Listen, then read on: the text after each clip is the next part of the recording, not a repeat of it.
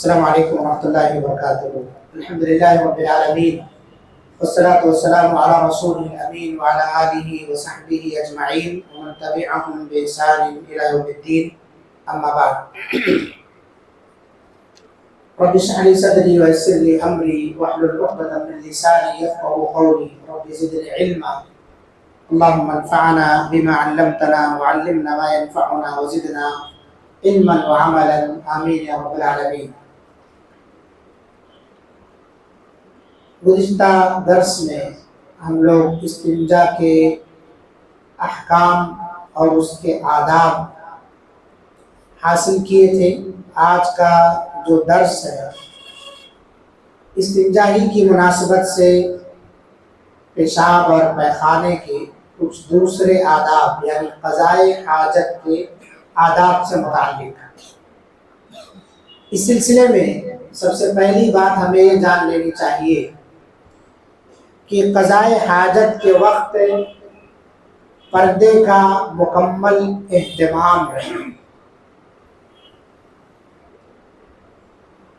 پردے کا مکمل اہتمام رہنے کا مطلب یہ ہے کہ جب ہم کو یہ ضرورت محسوس ہو تو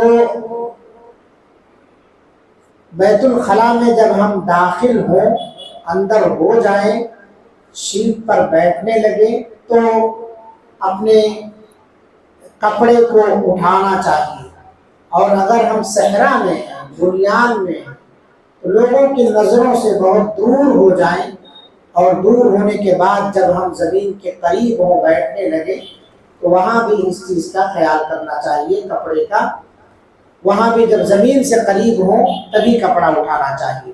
نبی صلی اللہ علیہ وسلم، حضرت انس رضی اللہ عنہ سے روایت ہے، نبی صلی اللہ علیہ وسلم جب قضائے حاجت کا ارادہ فرماتے تو زمین سے قریب ہو کر ہی کپڑا اٹھاتے تھے۔ بہت سارے لوگوں کی عادت ہے، جیسے وہ ارادہ کرتے ہیں تو گھر کے اندر سے ہی آدھے کپڑے اتارنا شروع کر دیتے ہیں۔ یہ غلط ہے طریقہ۔ پردے کا ہمیشہ خیال رکھنا چاہیے۔ جب آپ اندر داخل ہو جائیں، شیٹ کے قریب بیٹھنے کے قریب ہوں، تب کپڑا آپ کھولیں۔ حضرت مغیرہ بن شعبہ رضی اللہ عنہ فرماتے ہیں، آپ صلی اللہ علیہ وسلم جب قضائے حاجت کے لیے تشریف لے جاتے تو بہت دور چلے جاتے، یعنی اگر ایسی جگہ آپ صلی اللہ علیہ وسلم حاجت فرماتے جہاں بنیان نہیں ہے، یعنی ٹوائلٹ گھر نہیں بنا ہوا ہے، میدان میں جانا ہوتا جب، تو آپ صلی اللہ علیہ وسلم لوگوں کی نظروں سے بہت دور نکل جایا کرتے تھے۔ آبادی میں آپ صلی اللہ علیہ وسلم نہیں بیٹھا کرتے تھے۔ دوسری روایت کے مطابق اتنا دور کہ آپ کو کوئی دیکھ نہیں سکتا تھا، لوگوں کی نظروں سے اوجھل ہو جاتے تھے۔ تو ایک ادب یہ ہے کہ اگر ہم بنیان میں نہیں ہے، صحرا میں ہے، تو ہمیں لوگوں کی نظروں سے بہت دور نکل جانا چاہیے۔ اور اسی طرح سے ایک ادب یہ بھی ہے، آپ صلی اللہ علیہ وسلم نے دوسری روایت کے اندر بیان فرمایا، عام راستوں پر، سایہ دار درختوں کے نیچے، پانی کے گھاٹ پر، حمام میں یعنی غسل خانہ نہانے کی جو جگہ ہے، اور قبرستان میں، اسی طرح سے ٹھہرے ہوئے پانی میں، یہ 6 جگہیں اللہ کے رسول صلی اللہ علیہ وسلم نے بیان فرمائی ہے۔ ان 6 جگہوں میں پیشاب کرنے سے آپ نے منع فرمایا۔ لیکن دیکھا یہ جاتا ہے کہ جہاں پبلک کھڑی ہوتی ہے وہیں لوگ کھڑے ہو کر کے پیشاب کرتے ہیں۔ یہ لعنت کی جگہیں ہیں۔ ایک حدیث میں اللہ کے رسول صلی اللہ علیہ وسلم نے فرمایا، 2 لعنت کا سبب بننے والی جگہوں سے بچو، ایک لوگوں کے عام راستے میں، اور دوسرا سایہ دار جگہوں میں، بڑے بڑے جھاڑ جو ہوتے ہیں، درخت ہوتے ہیں، یا کسی بلڈنگ وغیرہ کا سایہ آ رہا ہے، لوگ وہاں آ کے چھاؤں حاصل کرتے ہیں، تو ایسی سایہ دار جگہوں میں پیشاب وغیرہ کرنے سے بچنا چاہیے، پیخانہ کرنے سے بچنا چاہیے، کیونکہ یہ جگہیں لوگوں کے ٹھہرنے کی ہیں، رکنے کی ہیں۔ کسی کے پیر میں کچھ بھی لگ گیا تو آپ کو وہ دعاؤں سے نہیں نوازے گا، وہ ظاہر سی بات ہے کچھ اٹ پٹانگ بولے گا آپ کو۔ اس لیے یہ لعنت کی جگہیں ہیں، اس سے اپنے آپ کو بچاؤ۔ ایسے ہی ایک ادب آپ صلی اللہ علیہ وسلم نے یہ بتایا کہ قضائے حاجت کے وقت قبلہ کی طرف نہ منہ کرو نہ پیٹھ کرو۔ قضائے حاجت کے وقت اس کا خیال رہنا چاہیے کہ ہمارا منہ اور ہماری پیٹھ قبلے کی جانب نہیں ہونا چاہیے۔ اس کی وجہ کیا ہے؟ اس کی وجہ یہ ہے کہ قبلہ مسلمانوں کے لیے تعظیم کی جگہ ہے، اور تعظیم کی جگہوں پر پیٹھ اور پیٹ جو ہے ایسے موقع پر نہیں ہونا چاہیے۔ ایک بات یہ بھی جاننا چاہیے ہمیں، نبی صلی اللہ علیہ وسلم نے فرمایا کہ قضاء حاجت کے دوران دو شخص آپس میں گفتگو نہ کریں۔ خاص طور سے یہ عالم جو ہے دیہاتوں میں پایا جاتا ہے۔ صحرا کے اندر جب خواتین گھروں سے باہر نکلتی ہیں، اب تو دھیرے دھیرے ٹوائلٹ وغیرہ بن رہے ہیں گھروں کے اندر بھی، لیکن جب نہیں تھا تو اس کی عادت بہت زیادہ ہوا کرتی تھی کہ گھر سے باہر نکلنے کے بعد آپس میں بات چیت، اور اتنی بات چیت کی وہی رشتے ناطے بھی طے ہوا کرتے ہیں۔ دنیا بھر کی غیبت چغلی انہی موقعوں پر ہوا کرتی ہے۔ اللہ کے رسول صلی اللہ علیہ وسلم نے اس سے منع فرمایا، یہ لعنت کا سبب ہے، اللہ تعالیٰ اس سے ناراض ہوتا ہے۔ آپ قضاء حاجت کے لیے جائیں تو گفتگو نہ کریں۔ اسی طرح سے چھوٹے چھوٹے بچے جب واش روم کے لیے جاتے ہیں تو اس کے اندر وہ بڑبڑاتے رہتے ہیں، کچھ نہ کچھ پڑھتے رہتے ہیں، جو اسکول میں پڑھایا جاتا ہے وہ واش روم میں بیٹھ کے رکھتے رہتے ہیں۔ تو ماں باپ کو چاہیے کہ ان بچوں کو بتائیں کہ وہاں نہیں بولنا چاہیے، وہاں گفتگو نہیں کرنی چاہیے۔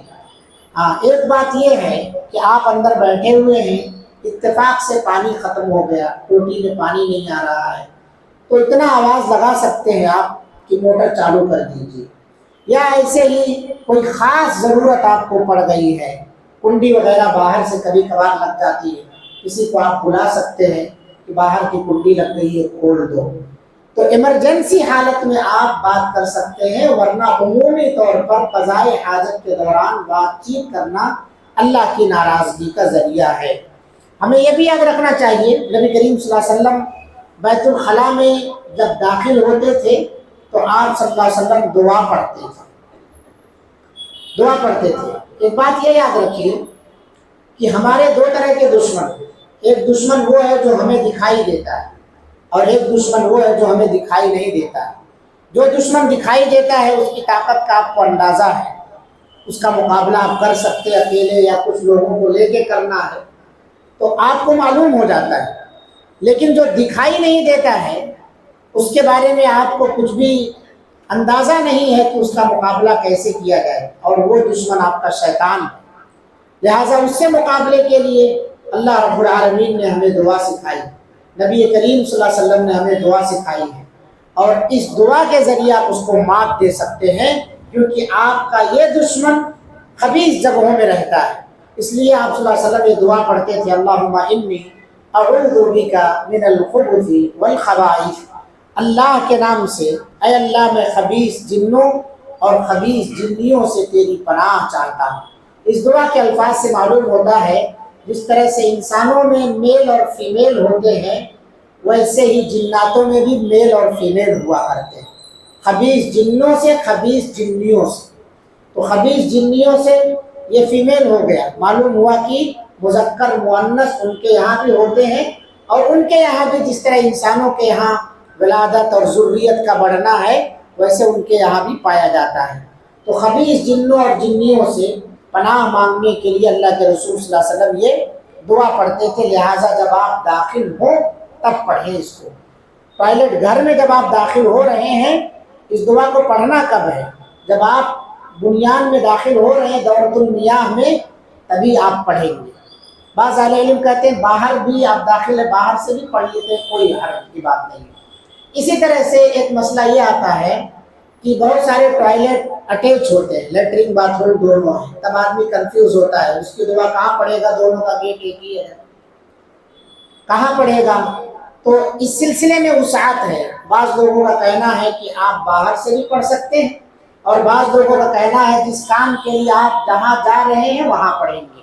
جیسے آپ اندر ہو گئے، اس کے بعد واش روم کے پاس آپ کو جانا ہے، ٹوائلٹ گھر کے پاس، تو وہاں پر آپ جا کر کے پڑھیے، جب سیٹ پر پہنچ جائیں تو وہاں آپ پڑھیے۔ آپ باہر ہیں جب، تب دعا کب پڑھیں گے؟ تو جب آپ صحرا میں ہیں، تو جب کپڑا اٹھاتے ہیں اپنی حاجت پوری کرنے کے لیے، تب دعا بھی پڑھیں گے، اللہم انی اعوذ بک من الخبث والخبائث، اس دعا کا اہتمام کریں۔ نبی کریم صلی اللہ علیہ وسلم جب اپنی حاجت سے فارغ ہو جاتے تو فراغت کے بعد دعا پڑھتے تھے غفرانک، غفرانک، اے اللہ میں تیری بخشش چاہتا ہوں۔ سوال یہ پیدا ہوتا ہے کہ اللہ کے رسول صلی اللہ علیہ وسلم اپنی حاجت میں مصروف تھے، وہاں کون سی غلطی آپ سے ہو گئی کہ نکلنے کے بعد بخشش کی دعا کر رہے ہیں؟ کون سی غلطی ہو گئی؟ تو غلطی کچھ نہیں ہوئی ہے، لیکن اتنی دیر جو آپ صلی اللہ علیہ وسلم یا انسان حاجت میں مصروف رہتا ہے تو اللہ کے ذکر سے وہ کٹ جاتا ہے۔ اللہ کا کوئی ذکر وہاں نہیں کرنا چاہیے، کوئی صورتیں، کوئی آیتیں، کوئی دعائیں نہیں دہرانی چاہیے وہاں بیٹھ کے، تو ذکر سے کٹ جاتا ہے۔ تو اتنا جو ڈیوریشن، اتنا جو دورانیہ ذکر سے کٹا، اس کے لیے بخشش مانگ رہے ہیں نبی کریم صلی اللہ علیہ وسلم کہ اللہ اتنی دیر تیرا ذکر نہیں ہو سکا، مجھے بخش دے، معاف کر دے۔ تو نکلتے وقت کون سی دعا پڑھیں گے؟ غفرانک، اس دعا کا اہتمام کیجیے۔ اور یہ بھی یاد رہنا چاہیے کہ بوقت ضرورت کھڑے ہو کر پیشاب کرنا جائز ہے، عمومی طور پر بیٹھ کر پیشاب اور اپنی حاجت پوری کرنی چاہیے۔ یہ عام طور سے اللہ کے رسول صلی اللہ علیہ وسلم کا طریقہ رہا ہے، اور اسی کو آپ صلی اللہ علیہ وسلم نے اپنی امت کو بھی سکھایا ہے۔ لیکن بسا اوقات کھڑے ہو کر کے بھی آپ صلی اللہ علیہ وسلم نے پیشاب کیا ہے، اور یہ نبی کی شان میں گستاخی نہیں ہے۔ کیوں کیا ہے؟ اس کی وجہ بھی ہے۔ آپ صلی اللہ علیہ وسلم کے گھٹنوں میں درد آ گیا تھا، آخری عمر میں ورم آ گیا تھا، جس سے آپ صلی اللہ علیہ وسلم بیٹھ نہیں پاتے تھے۔ تو ایک کوڑا کرکٹ دھور تھا جہاں لوگ کچرا وغیرہ لے جا کر کے پھینکتے تھے، آپ وہاں آئے اور کھڑے ہو کر کے آپ نے پیشاب کیا۔ یہ گھر کے باہر کا معاملہ ہے۔ مائی عائشہ رضی اللہ عنہا کہتی ہیں کہ جو شخص تمہیں یہ بتائے کہ نبی کریم صلی اللہ علیہ وسلم کھڑے ہو کر پیشاب کرتے تھے، اسے سچا نہ سمجھو، اس کی بات کو کی تصدیق نہ کرو، آپ بیٹھ کر ہی پیشاب کرتے تھے۔ تو محدثین نے ان دونوں حدیثوں کے درمیان تطبیق دی ہے کہ کھڑے ہو کر جو آپ نے پیشاب کیا وہ گھر کے باہر کا معاملہ تھا، جس کا علم حضرت عائشہ رضی اللہ عنہا کو نہیں ہو سکا، اور جو ہمیشہ بیٹھ کے معمول تھا وہ گھر کے اندر کا معاملہ تھا۔ تو اس سے ایک مسئلہ یہ نکالا ہے کہ عمومی طور پر بیٹھ کر کے ہی آپ صلی اللہ علیہ وسلم قضائے حاجت کیا کرتے تھے، لیکن کبھی پریشانی وغیرہ کے لاحق ہونے پر کھڑے ہو کر کے بھی آپ صلی اللہ علیہ وسلم نے پیشاب کیا ہے، اور یہ کھڑے ہو کر کے پیشاب کرنے والی حدیث آپ صلی اللہ علیہ وسلم کے بخاری اور مسلم کے اندر موجود ہے۔ ایسے ہی پیشاب کے وقت ہمیں اس بات کا خیال رکھنا چاہیے کہ چھینٹیں ہمارے اوپر نہ پڑنے پائیں۔ نبی صلی اللہ علیہ وسلم نے پیشاب کے چھینٹوں سے بچنے کی ہدایت فرمائی۔ آپ نے فرمایا قبر کا عذاب اکثر پیشاب کے چھینٹوں سے نہ بچنے کی وجہ سے ہوتا ہے۔ اسی لیے آپ صلی اللہ علیہ وسلم جب بھی پیشاب کرتے تو نرم اور بھری زمین دیکھ کر پیشاب کرتے تاکہ اس کے چھینٹے ریورس نہ آنے پائے۔ اسی طرح سے جب بھی آپ شیٹ پہ بیٹھیں تو اس بات کا خیال رہے کہ آپ کے اوپر پیشاب کے چھینٹے وغیرہ نہ پڑنے پائیں، مکمل محتاط رہیں، کیونکہ آپ نے کہا اکثر قبر کا عذاب اسی وجہ سے ہوتا ہے۔ کوئی غلطی نہیں، کوئی گناہ نہیں۔ کیا ہے غلطی؟ پیشاب کے چھینٹوں سے نہ بچنا، جس کو ہم لوگ معمولی سمجھتے ہیں۔ یہ معمولی نہیں ہے میرے بھائیو۔ اسی طرح سے کسی کو پیشاب کے قطرات، جیسے بزرگ ہیں، چھوٹے بچے ہیں، پیشاب کر لیتے ہیں تو ان کے دھلانے میں تاخیر بھی نہیں کرنی چاہیے۔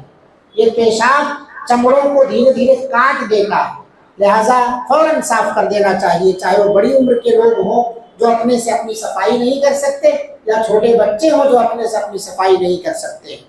ایسے ہی ایک ادب یہ ہے کہ بیماری اور مجبوری کی صورت میں برتن وغیرہ میں بھی پیشاب کرنا جائز ہے۔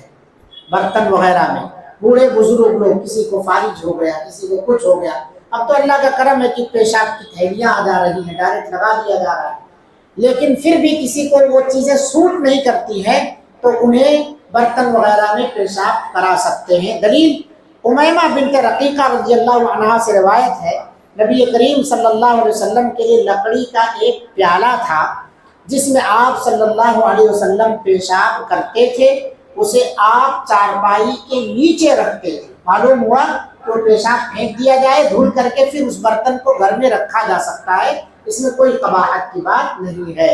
تو اللہ کے رسول صلی اللہ علیہ وسلم کی آخری عمر کی بات ہے، جب آپ صلی اللہ علیہ وسلم بیمار ہوئے تو اس بیماری میں یہ عارضہ بھی آپ کو لاحق ہو گیا تو آپ صلی اللہ علیہ وسلم کو پیشاب اسی لکڑی کے پیالے میں کرا لیا جاتا، پھینک دیا جاتا، پھر دھل کر کے وہ پیالہ آپ کی چارپائی کے نیچے رکھ دیا جاتا تھا، جس سے معلوم ہوتا ہے کہ بیماری اور مجبوری کی صورت میں برتن وغیرہ میں پیشاب کر سکتے ہیں۔ ایک ادب یہ ہے، نبی صلی اللہ علیہ وسلم کو حالت پیشاب میں ایک شخص نے سلام کیا تو آپ نے اس کے سلام کا جواب نہیں دیا۔ معلوم یہ ہوا کہ آپ اپنے واش روم میں بیٹھے ہوئے ہیں، کوئی شخص گھر کے اندر داخل ہو اور سلام کرے تو آپ اندر سے سلام کا جواب نہیں دیں گے جب تک کہ آپ فارغ ہو کے باہر نکل نہیں آتے۔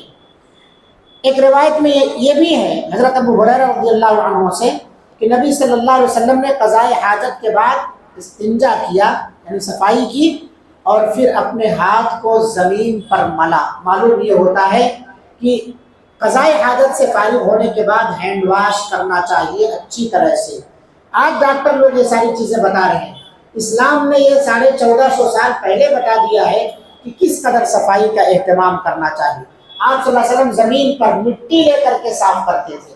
آج اگر مٹی میسر ہے آپ کے لیے تو اس سے صفائی کریں، کیونکہ مٹی سب سے زیادہ جراثیم کش اینٹی بیکٹیریا مارنے کا سب سے بڑا ذریعہ ہے۔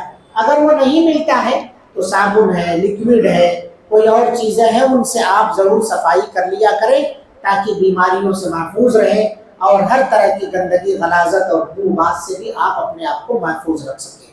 تو یہ مختصر طور پر آپ کے سامنے استنجا کے بعض آداب، یعنی قضاء حاجت کے بعض آداب بیان کیے گئے ہیں۔ ان کا خیال رکھتے ہوئے سنت کے مطابق اپنی زندگی گزاریں۔ اس سے آپ محسوس کریں کہ اسلام نے کس طرح سے ہماری چھوٹی چھوٹی باتوں کی رہنمائی فرمائی۔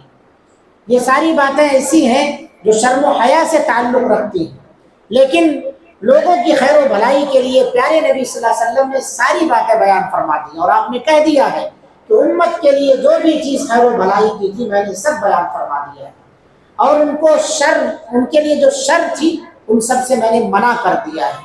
لہٰذا ہمیں اللہ کے رسول صلی اللہ علیہ وسلم کا احسان مند ہونا چاہیے کہ اس قدر باریک سے باریک چیزیں آپ صلی اللہ علیہ وسلم نے واضح کر کے رکھ دی ہیں، اور پھر احسان مند صحابہ کرام کا ہونا چاہیے جنہوں نے امانت داری کے ساتھ یہ باتیں سارے لوگوں تک پہنچانے کی ذمہ داری اٹھائی ہے۔